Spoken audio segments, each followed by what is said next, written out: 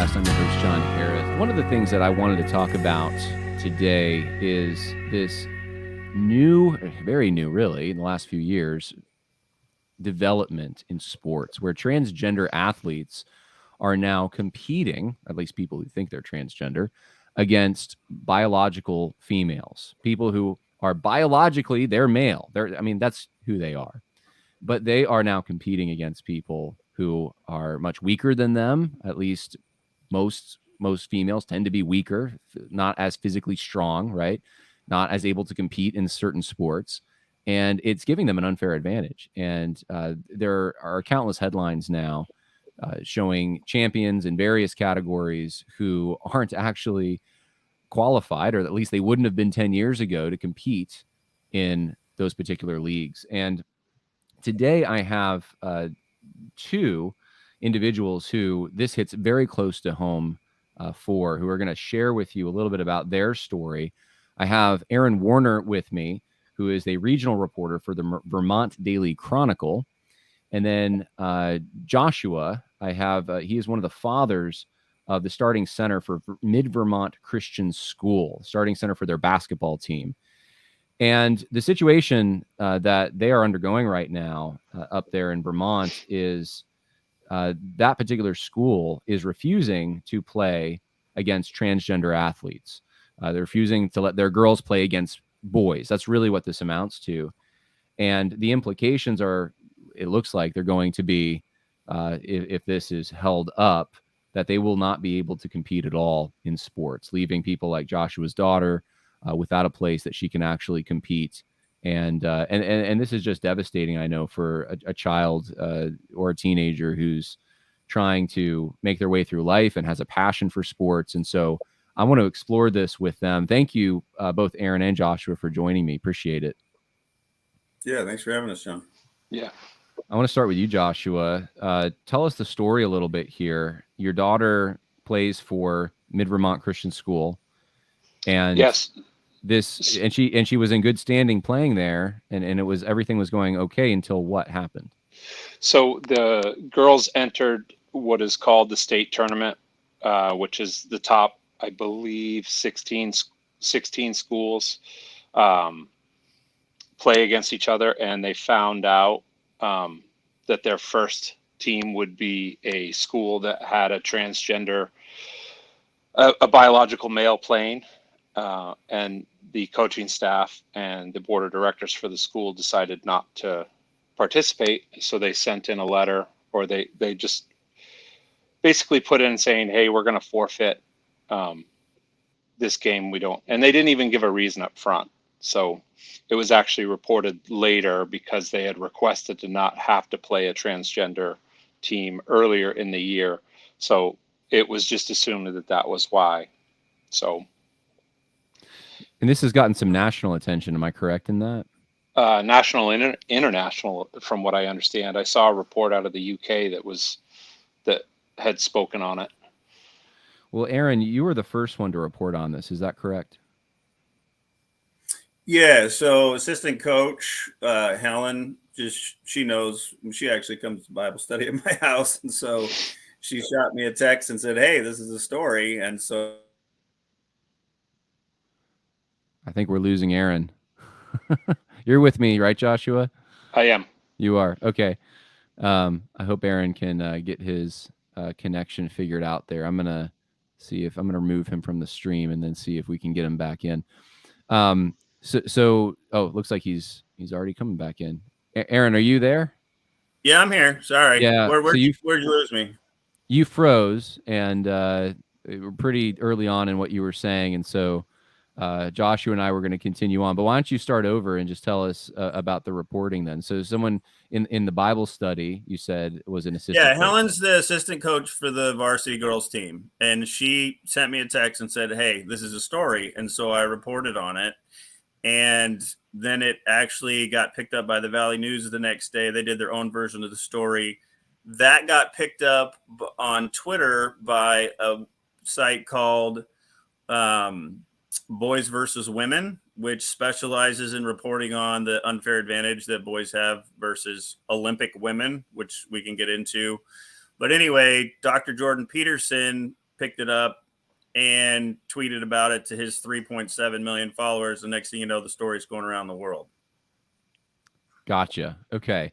So the story is getting bigger. I want to know a little bit more about the details and implications of this, though. So the implications would be that the school wouldn't even be able to have any sports program. Is that right? No, go ahead, Josh. It will not be able to be involved with any sports that are sanctioned by the Vermont Principals Association. And I'm not clear what all sports the VPA is over, but it will essentially remove all the sports from Vermont Christian Academy or Mid Vermont Christian Academy. What does that do to the school, though? What is that? I mean, do people then take their kids out because they want them to be able to compete? I mean, this could ruin a kid's life if that's their goal is to go that direction. I mean, it could ruin their career path. Yeah, it's one of the concerns for my daughter. I mean, she's 14, she's a freshman, and she's 6'2", and has plans for basketball beyond high school. So she is concerned about that. But she plays AAU basketball. So they even went as far as to say, hey, we're going to punish any schools that play you. If they decide to play you, it can only be a scrimmage. And if it's anything more than that, we'll actually bring down sanctions on those schools. Oh, my. So they're going to punish the students if not just the school. They're going to punish the students if the students play where they're not supposed to be. The students at Mid Vermont can play, but it only can be counted as a scrimmage against schools within Vermont that are under the VPA. But that's pointless, though, right? Because that doesn't actually propel them to anything beyond the scrimmage, winning a Correct. scrimmage. There's no tournament wins. There's no accolades. There's no way to platform yourself into going into a professional sports league. Okay. Can I add a little something here, John? Yeah, please do, Aaron. Yeah, it essentially makes them a club team, right? So to make them a club team, they can go and play games against other schools. But yes, it strips them of the ability to compete at the highest level, establish a record, play in tournaments, win championships. There's not a lot of people coming out of Vermont going and playing sports at the next level, particularly basketball. And this is important because that's the attitude of our local senator. So actually, the senator who took the side of the transgender school, she actually, instead of standing up for her constituents, the girls in her county. So I know this woman because I also have an auto detail shop and I've detailed her car. But she actually, when asked, she happily tweeted out onto Twitter that, Vermont is on the cutting edge and we're going to stand with transgender. She had nothing sympathetic to say toward these girls whatsoever. And then she tweeted that out on Twitter and she got ratioed like you wouldn't believe. There were 200 comments, 199 of them were telling her how horrible she was as a person. They couldn't believe that she wasn't standing up for women. So it's shaking things up big time here. What do you like? What's the sense where you live in Vermont as far as would they be in agreement with these Twitter voices who are standing in opposition to this innovation, or what's the community saying about this? Do they think it's awful? Do they generally in support of these policies? Well, so here's the thing about Vermont. It's a tiny state with a tiny population. It's very spread out. It's very rural.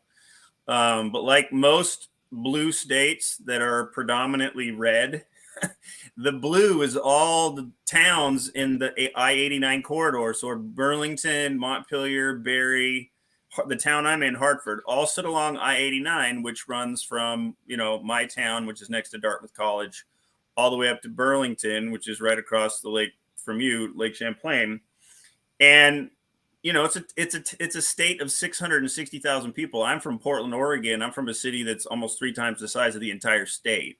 But the same thing happens in Oregon. Oregon is blue because of Portland, Eugene, Salem, Corvallis, but geographically, the rest of the state is red.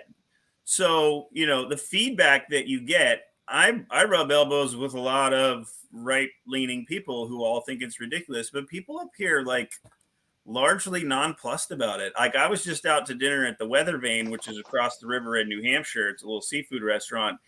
And the lady was serving us, and I just was like, okay, I'm going to ask this lady what she thinks about men playing women's basketball. She had 2 daughters who played in Vermont at Windsor, went on to play college basketball. She knew nothing about this story, even though it's been all over the place. She knew nothing about it. But when I asked her, she said, oh, absolutely not. They shouldn't be allowed to. I said, what about men going into women's restrooms? She's like, absolutely not. So when you go and talk to people, typically it's kind of what you would find around the country, John. If they're educated and they lean left, they're all in. If they're educated and they lean right, they're pretty traditional, like, this is ridiculous. But we're seeing more people from the left, particularly women, and we saw it on Twitter, say, no, this is not supporting women. This is anti-women. So I don't think this is a winning thing up here, but they have the power in the VPA, and they have the power. They have a super majority in the legislature up here. So they're ramming left stuff through.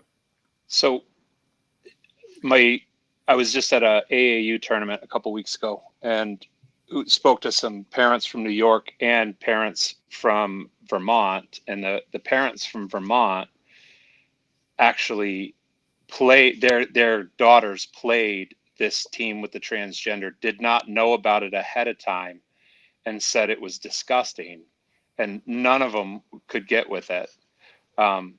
It was interesting because some of what they told me was really interesting, because this person postures as a man playing basketball. Like, he's got very masculine not attitude. Like, he would taunt the girls in their faces. He would flex in front of them after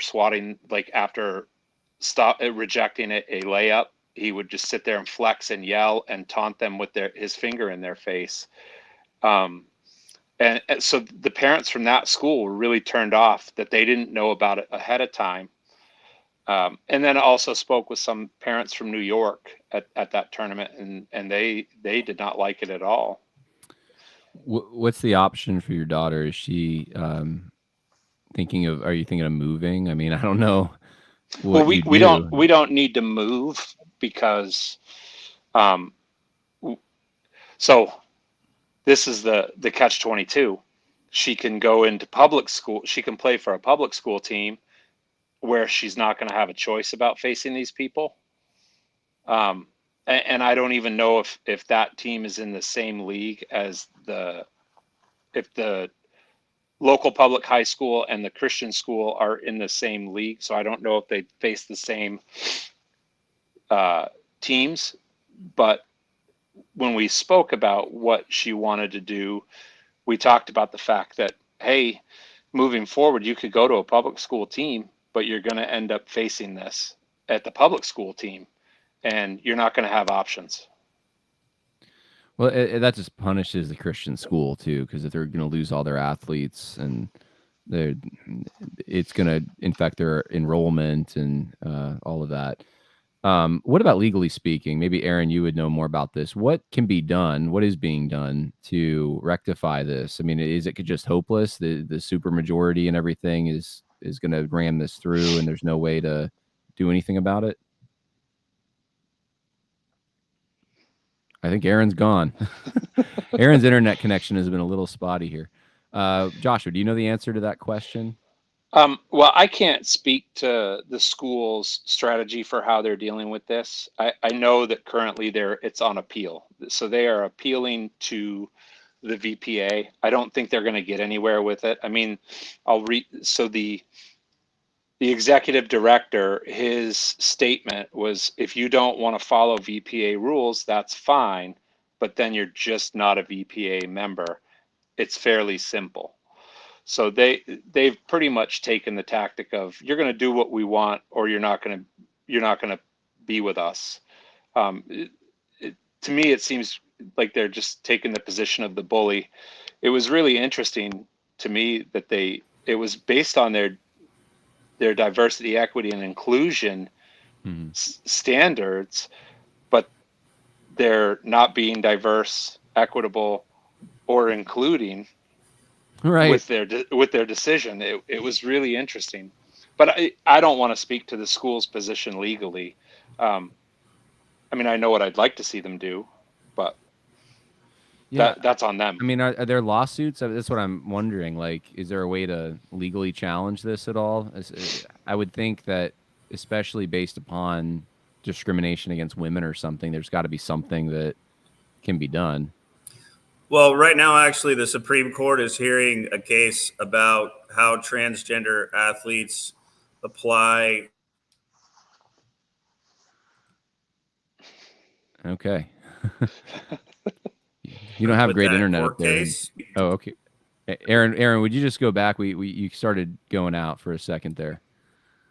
Yeah, I don't know. It says I got a full signal, but it Yeah, you definitely don't have a full signal. might be we got some bad weather coming through. So, essentially, the Here, we'll see if are you having the same bad weather, Joshua. Well, I live less than a mile from him, so I don't. It's dark out, but it's. Okay. I think he is on his wireless from a different building from his house. Well, so let me ask you: do you know if there's about the court case that he was bringing up, the challenge there? Just what Aaron's talked about. So, and I know that has a lot to do with collegiate sports. So there's a lot of female athletes. I believe the swimmers that swam against, uh, oh, the transgender swimmer that made all the headlines. I think that Leah those, Thomas. yeah, I think that those swimmers are part of this. There's some schools that are a part of it. So it could create precedent that would help anybody moving forward. I'm not sure where this isn't a public school and the VPA has membership. I'm not sure how that would work. Yeah. It is interesting that it's not, that it's like pseudo state sponsored athletics.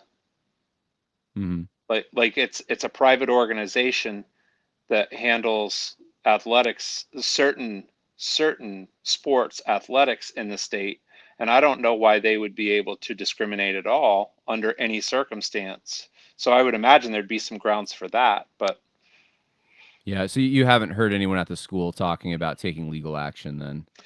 so I intentionally did not want to know that before this, because I don't, I've, because it sounds like they don't necessarily want to have legal strategy out there. So I remained intentionally ignorant as to their plan. Yeah. I mean, the thing that I guess drives me kind of crazy about this in a way, not just this story, but you're in Vermont, I'm in New York right now. This kind of stuff, these innovations the left wants to impose, they impose them on us first in more, blue states. And there are people, Christians in particular, in the South and in parts of the Midwest who it's a distant thing for them, Yep. right? It seems distant because maybe it hasn't affected their daughter yet. And I just want everyone to know who's listening to this, like, this is real. This actually will affect your kids. This will affect your Christian schools. This will affect your churches if this is left unchecked. I don't know what the next step is. If it's banning schools who would choose to say our girls are not going to compete against boys, then, I mean, what's the next thing that innovation that they're going to try to impose upon schools and churches and other places? Because what it's barring their access to being able to freely assemble.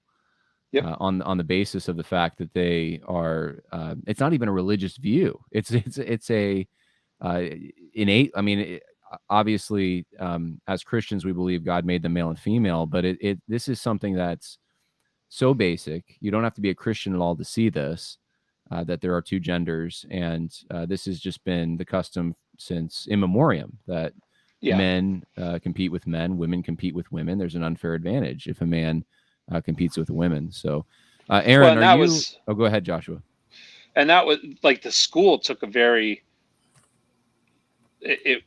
I'll read you their statement. Is we withdrew from the tournament because we believe playing an opponent with a biological male jeopardizes the fairness of the game and the safety of our players. Allowing biological males to participate in women's sports sets a bad precedent for the future of women's sports in general. And that was the school's stance. They weren't even taking a religious stance. And the interesting part, going back to the VPA, is it says that you have a duty to keep your players safe in all sporting events. So the school actually following up on that rule and saying, no, we're going to keep our girls safe, ended up being punished because of a different rule. So somebody pointed out, hey, this is even going against your standard that you're punishing them for keeping your standard. Aaron, you were saying before the connection went out that I think maybe Joshua covered some of it, but that there's a lawsuit that is going forward or a series of lawsuits that may change this situation. Yeah, right. I just know of the case that's before the Supreme Court, and it's women's sports in West Virginia, and whether or not they can lawfully disallow transgenders from playing. And I think it's for the entire state. I don't remember if it's a college level, but I want to say it's high school. So I think it directly correlates, and however it's adjudicated, I think would directly impact what can be done in Vermont. But John, there's something else that I think that you should know that I think the listeners should hear is I didn't just get into this because I'm a Vermont regional reporter and my kids went to the school. I'm actually a strength coach. So I've worked with world-class athletes, world champions, Olympic champions, national champions, regional champions, Pan American champions, a variety of sports. And so I'm actually an expert when it comes to physical performance and the difference between men and women, how you train them, what advantages men have over women. So that's partly what got my dander up on this quite a bit. Is it's absurd to allow high school boys to compete against high school girls, not just on a biblical level, but on a kinesiological, anatomical, physical performance level. It's, most people don't know this, but high school boys have 20 to 30 times the testosterone, the blood serum testosterone that women do. That's like taking multiple steroid cycles. It's just not even close. And then when you get into the physiology of the body, women have smaller upper bodies. They have wider hips. This is why they have steeper angles coming into the knee called the Q angle, which is why they have more injuries. The number one injury in all of sport is the female soccer knee decelerating in rotation because of the way their hips are structured. And because of all that stuff. So men have larger muscle mass, they have greater cardiac output, they have more skeletal advantage, they have thicker tendons. None of this stuff can be changed in adolescence or in puberty or at any point in time that would level the playing field. Not even close. I mean, I thought we were all just going to laugh this thing off when Bruce Jenner became Caitlyn Jenner. I was like, originally he was the biggest stud in all of sports, and now he's a woman, and I'm like, okay, well, this won't go far. But now here we are. It just blows my mind. Yeah, it blows mine too.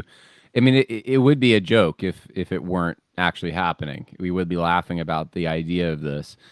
I mean, I'm just trying to think like what my listeners, people who are hearing this, can do if there's anything. I would think if like the parents and the students who are the athletes who are involved in these things, if they all stood up, no matter what team they were on, and said, I'm going to pull my kid out if this isn't fixed, that would get the attention of the league. But I don't know how many parents are willing to do that, or if they are afraid that there's going to be a target on their back, because I can't imagine other parents would want their girls competing against guys. Well, I don't even think it's, the whole cancel culture thing, I think is overdone. People need to not be afraid of that, first of all. Second of all, for the lefties that are running the show up here, they're big into the democracy. Well, yeah, why don't we have an anonymous vote, send it throughout the entire state to all the high school athletes, all the high school parents, and all the high school coaches, right? And let's vote. Let's see what they have to say about it, right? So the people who actually have skin in the game, and there's the people who it actually affects, let's let them vote on this. I bet it would be 75 to 25% in favor of not allowing transgenders to play. Well, Joshua, what are the other parents saying? All the parents on the team that I've spoken with they're pretty uniform in the way that the school decided to go. They supported it 100%. I'm a little more aggressive when it comes, like I'm a little more outspoken. So I told them up front, I said, hey, you don't want me at a game when my girl has to play a biological male, because it probably won't end well. Because I wouldn't stay silent. But there was a few other parents that are the same way. Back to your statement about what your listeners should probably do, or how do they prepare? I think one of the things is they need to be having the conversation. We knew this was coming. I didn't think we were going to be dealing with it this year. Like we could see the writing on the wall around the state, and that we knew it was going to be a possibility while she was in high school. I didn't think I was going to have to be dealing with it when she was a freshman. So I would start having the conversations knowing that it's a possibility, and speak with your coaches, speak with your school administration, and let them know this is not all right. And you may even want to get involved on a higher level and go straight to the state school board. Like, I don't think that the school boards would be as open, but there's got to be an avenue where you can speak up and let them know it's not okay now. Yeah. Joshua, Aaron, I appreciate you weighing in on this, sharing some of your thoughts. And I would say at the very least, those listening, please pray for this situation. Pray for Joshua's daughter, that she would be able to have a place to fine-tune her skills, compete, excel in this. And I just, I saw this morning that I think North Dakota is challenging this kind of thing as well. So I'm hoping that the more and more states get involved, the more that this creates a way that even though you in Vermont at a Christian school can participate in sports and so forth. So yeah, thank you once again for sticking your necks out a little bit, being willing to go public and talk about this. Yeah, can I add one other thing? Sure. I don't think people understand the stakes involved nationally. So this is something your listeners need to understand. But do you guys know who Camille Paglia is? She's a famous feminist. I think she might even be a lesbian, but I don't think so. But anyway, she's a feminist and she's a historian. And she said whenever a society embraces the transgender phenomenon, movement, whatever, that's the end of that culture. It's over. I mean, basically, it's the end of America if we don't stand up to this. Like, this is the kiss of death, which is why people need to fight so hard. Couldn't agree more, Aaron. Yeah, thank you, Aaron. Thank you, Joshua. Keep fighting, keep reporting, keep exposing, and keep hope. So God bless. Thank you.